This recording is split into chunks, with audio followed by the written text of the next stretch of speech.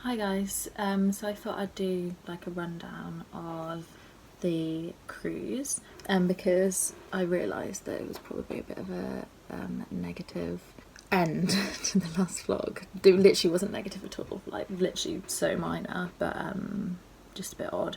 But yeah, I'll go from the beginning. So we were cruising Wednesday night, Thursday night, so it was three days, 2 nights, but not really, because you can't get on the ship until a certain point, and then on the third day you've got to get off at like 8. So it's kind of just one full day.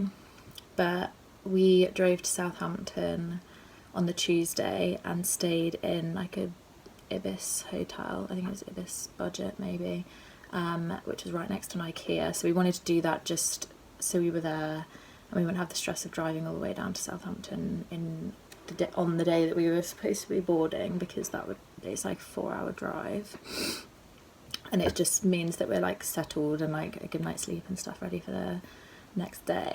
We just walked around Southampton for a bit. We went and looked at the cruises that were already docked. There was a Princess one, I think, which got us all excited. We were stressed because you have to do lateral flow test when you get to the port. Then obviously if it's positive, then your whole family has to go home, which would be so depressing.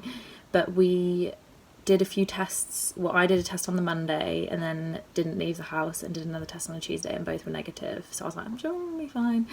But obviously there's still the niggling worry, because it would just be so awful. And also you really wouldn't want to be the one person that had it and then the whole family's like, great, thank you. And on the Tuesday night we went and had dinner at IKEA, and just got like the meatballs. Couldn't believe how cheap it was so good. And then went back to the hotel, got ready for bed. And the next day we went and got breakfast at IKEA because it's so cheap, and it was like a proper full English breakfast for like £2.99 or something. When it was like a 5-minute walk, we were like, why not? We came back to our hotel, packed everything and checked out at 12, and then we drove to the dock, which was like a 2-minute drive. It was literally up the road. But there you're given a time slot that you can go in to get your tests and get on the ship, and our time slot was like 1:30. Actually I think it might have even been 2, and it might have even been 2:30. I think it might have been 2. Anyway, we obviously got there like an hour and a half early, and normally we kind of just expected that they'd probably just let you go through. Like the time slots was just like a guideline to make it more spread out, because that's what it's normally like. Obviously without COVID, when you get on a cruise ship you get given different times, but normally if you're there at that time they don't turn you away if you're there early. But they were strict this time, which makes sense because it reduces the queues and makes it better in terms of COVID with no people all grouped together. But that did mean that when we got there we had to sit in the car for like maybe an hour and a half or something, until our slot. But then that's fine, whatever. We went through, obviously queued for like maybe 5-10 minutes to get to the first point where you gave some information, and then queued again probably for another 2 minutes, and then we went over to a booth where you get tested. He just took our details, he took everyone's name. Yeah, we ordered our tests, and then we went and sat in the waiting area where they said it would take 20 to 30 minutes. So we sat and waited, and 20 minutes later they come through as separate emails, so it's quite stressful because Mum was like, Hudson, you're negative, it's all good. And then it's like, Madison, and it all came through, but we were all negative, thank God. We were so excited from that point. And then we went to go get on, and again there really wasn't queues. I think it clearly was because of how well they staggered it, and people were just having to wait for their time slot.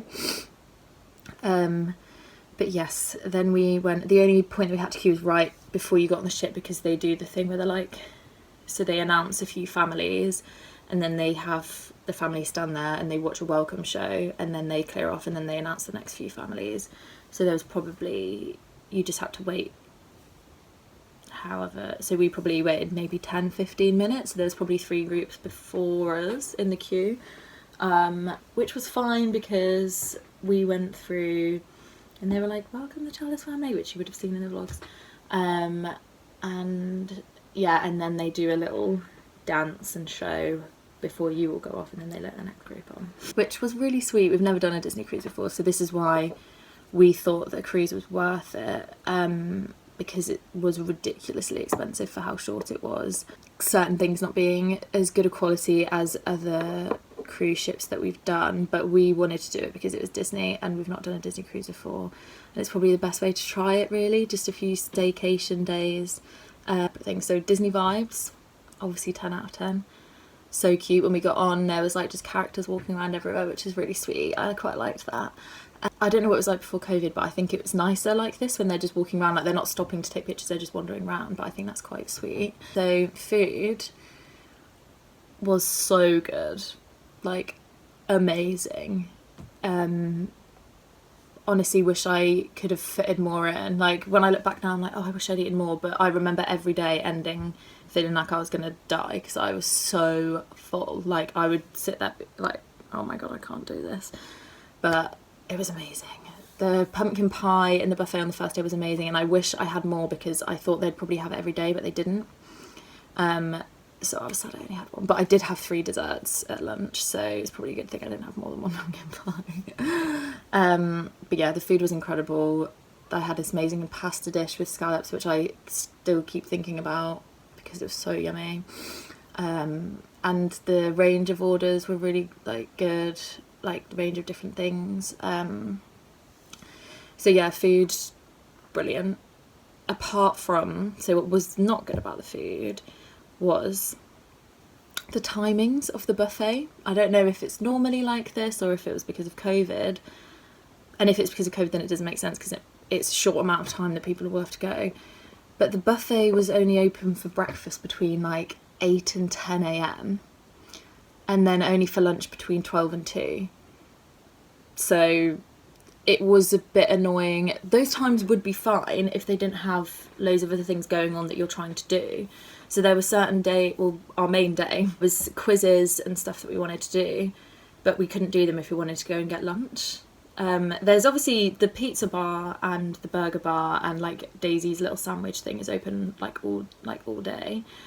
But if you wanted something hot or like a proper dessert, or I don't know, like pasta, like a rice dish, like anything, if you wanted something from the buffet, you could only get it between 12 and 2 at lunch and 8 and 10 for breakfast. Which just, we're not used to that. The cruises that we've done, the buffets have been 24 hours. So you literally go in whatever time to get any food. And obviously, like I said, if we weren't trying to do so much in the day, then I guess it wouldn't have been much of an issue. But I don't see how they didn't see that this would be an issue, like, because it was a bit annoying. We had to just not go to certain things so we'd make sure that we could go and get lunch. So yeah, that's the only thing that we'd say about that was not good about the food, even though that's not the actual food, that's like the dining experience. And then the other dining experience thing, which I kind of touched on at the end of the last vlog, was on the day that we got off the ship. We were in Lumiere's for breakfast, and our waiters seemed a bit rushed and they were a bit distant. We didn't really see them very much. And I ordered the salmon and cream cheese bagel. Mum ordered the blueberry pancakes and like a hot dish. Hudson ordered a few different cereals. I can't remember what Dad ordered, but his was fine. But anyway, they brought out one of Hudson's cereals, all fine.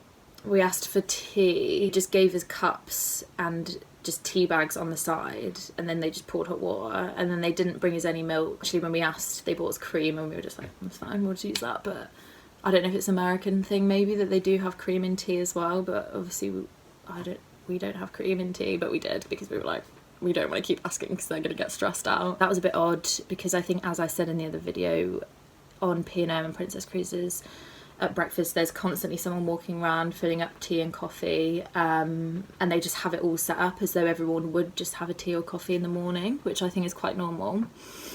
So that was just a bit odd and a bit like annoying, a bit inconvenient. and they brought Mum's pancakes out and they were just normal and they didn't bring any syrup out. And they brought my salmon and cream cheese out, which was so tiny. There was like one tiny bit of salmon, which was surprising because everything else that we'd had was good portions, but it was tiny bit of salmon and like a blob of cream cheese like this big, like probably actually smaller, like that big. And then because they bring the bread things out, like toast, bagels, muffins or whatever, on like a separate tray, like separately, I just wasn't given a bagel for like probably half an hour. I was just sat there while everyone else had their breakfast. Hudson was brought out the wrong cereal a few times and we were just like, it's alright, he'll just have this. And then eventually they brought me out a bagel when they were giving everyone else like toast, and it was just like, it just really felt like they didn't care about the service anymore. It was the last day. They weren't attentive at all. They didn't care. Really stressed, which I'm sure they probably were, but it was the same amount of tables as they normally had in the evening and lunch, maybe less. They probably had 3 or 4 tables, and just no one seemed to have anything. I don't know if there was maybe an issue with the kitchen. That was a bit of a downer. We're so used to the P&O and Princess dining experience in the morning that this didn't seem very nice, but who knows, it might have been a bad day, who knows. It didn't ruin the trip. What else is there to talk about? So yeah, there was a bit of an issue with the scheduling. Whoever scheduled the activities, people wouldn't be able to fit many things in because they either crossed over or if they wanted to eat, like I said. I understand that it's probably very hard when they're trying to plan for a 3-day, 2-night cruise when there's kind of only one day. And you obviously can't do it all, we knew that, but there was only a couple of things we wanted to do. We went and looked around the kids' clubs, and the little baby one, or like toddler one, I don't know what age group it is, was so cute. That's in the vlog when Mum meets Jessie, and it's so amazing in there. Like, it would be incredible as a child there. But then we went to like the maybe young teen, like tween area, and it was horrible. It was so dingy. It was like this little, it was probably a room no bigger than mine right now, no windows and all dark like decor. There was like 3 TV screens and like a video game thing and like a few tables. It was like Disney clearly were like, we're not investing into this age group, you deserve nothing. There honestly isn't anything nice that I could say about it, but I mean, at least the little kids have somewhere cool to go. And another thing that I'll say about that, I kind of touched on it in the vlogs, is I was impressed with how nice the adult areas were. Like, the adult pool was lovely, there was like barely anyone in there, it was a really nice area. The Cove coffee shop was also lovely. The choices of drinks that they had were gorgeous. The cakes they had in there, the theming in there is so nice. We didn't look at the spa, we didn't have time, but it's impressive how much they put into the adult areas, and I think it's nice that they do that because they're trying to make it a holiday for the parents as well. Like, if the kids are in the kids club, it can still feel like a holiday, because I can so imagine, although it would be amazing to go with little children, it would be chaos. Like, there's just so much going on and so many characters and so many Disney films. It must be chaotic, so it's probably nice to drop the kids off at kids club and then have some time to yourself in the adult pool. The range of characters was cool. There was some Marvel characters, which was nice. The shows were brilliant. I loved the first show, which was like, I can't remember what it was called. It was just about a girl that was like dreaming all the different Disney characters, and that was very sweet. Some of the songs nearly made me cry. That's how I know when it's a good show, if it nearly brings me to tears. Not out of like sadness, just like how amazing the voices sound when they're singing. And the Tangled one was good as well, but not as good because obviously like I've seen Tangled before, so I kind of knew what was happening. But obviously in the other show, that's what was quite nice about it, like not knowing what song or what Disney film was going to be featured next. And yeah, getting off was actually really easy. We literally didn't have to queue at all for anything on this cruise, which was lovely, because that's sometimes the worst thing when you're going on holiday and then you have to stand in queues for hours. It really brings the vibe down. But yeah, when we left, we literally got straight in the car, drove home. It was definitely worth it for us because we wanted to go on a Disney cruise and we hadn't been on one before. But Like, it actually isn't worth the price at all.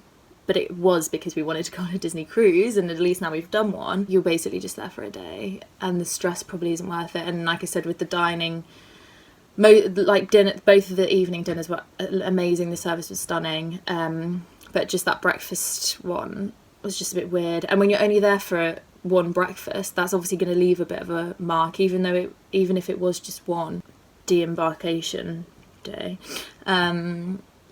You're gonna remember it. So yeah, it's worth it if you. I think I would love to go if I had little kids. So I think that would be amazing. And on an actual cruise to go to like the Caribbean or something, that would be worth it then. Potentially not worth it if you don't have young kids. I definitely don't think I'd go if I didn't. I know I don't have kids now, but I wouldn't go again if I didn't have children. Like my parents were saying, they would never go on one, just them two. It wasn't really that kind of vibe. But yeah, thank you guys for watching, and please let me know if there's any questions.